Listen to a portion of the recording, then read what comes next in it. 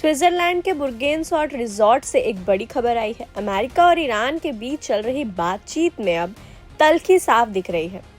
अमेरिकी राष्ट्रपति Donald Trump ने तेहरान को सीधी चेतावनी दे दी है। ट्रंप का कहना है कि ईरान अगर हाल ही में हुए शुरुआती शांति समझौते के वादों से पलटा तो अमेरिका उसे गंभीर परिणाम भुगतने के लिए मजबूर कर देगा।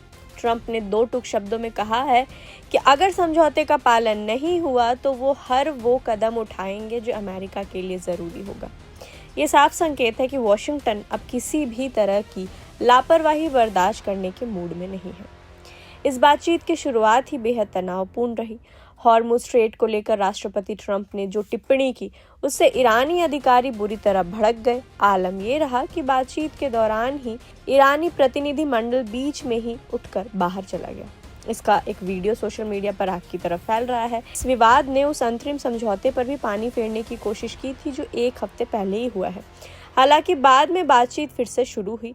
अमेरिकी राष्ट्रपति JD वेंस ने इस चर्चा को एक मजबूत आधार बताया है, लेकिन तेहरान ने उन दावों को सिरे से नकार दिया है जिनमें कहा गया था कि बातचीत न्यूक्लियर प्रोग्राम तक पहुंच गई है। अब इस समझौते से ईरान को क्या मिला? अमेरिकी मिनिस्ट्री ऑफ फाइनेंस ने 21 अगस्त तक ईरान पर लगे प्रतिबंधों में ढील देने का फैसला किया है। इसके बाद अब ईरान अपना तेल और उससे जुड़े सामान दुनिया के बाजार में बेच सकेगा और उसका पैसा भी ले पाएगा। उम्मीद जताई जा रही है कि इससे ईरान की गिरती अर्थव्यवस्था को थोड़ा सहारा मिलेगा। गौर करने वाली बात यह है कि पाकिस्तान और कतर इस पूरी प्रक्रिया में मध्यस्थ बने हैं, जिन्होंने दोनों देशों को एक टेबल पर लाने में बड़ी भूमिका निभाई है। तो कुल मिलाकर स्थिति यह है कि अमेरिका और ईरान के बीच स्विट्जरलैंड में हुई ये बातचीत किसी बड़े तूफान से पहले की शांति जैसी है। एक तरफ डोनाल्ड ट्रंप का सख्त तेवर है जो साफ कह रहा है कि समझौते का उल्लंघन बिल्कुल बर्दाश्त नहीं किया जाएगा। वहीं दूसरी तरफ 60 दिनों का ये रोड मैप और प्रतिबंधों में भी दी गई थोड़ी सी ढील ईरान की डगमगाती इकोनॉमी के लिए ऑक्सीजन का काम कर रही है। अब सवाल ये है कि क्या ये 60 दिन सच में शांति लेकर आएंगे या फिर कोई पुराना विवाद बातचीत की मेज पलट देगा।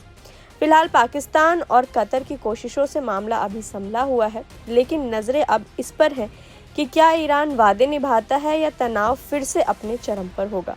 पूरी उठापटक की हर अपडेट हम आप तक लेकर के आएंगे। आप जुड़े रहें प्रभात खबर के साथ। प्रभातखबर.com, विश्वास वही, रफ्तार नहीं।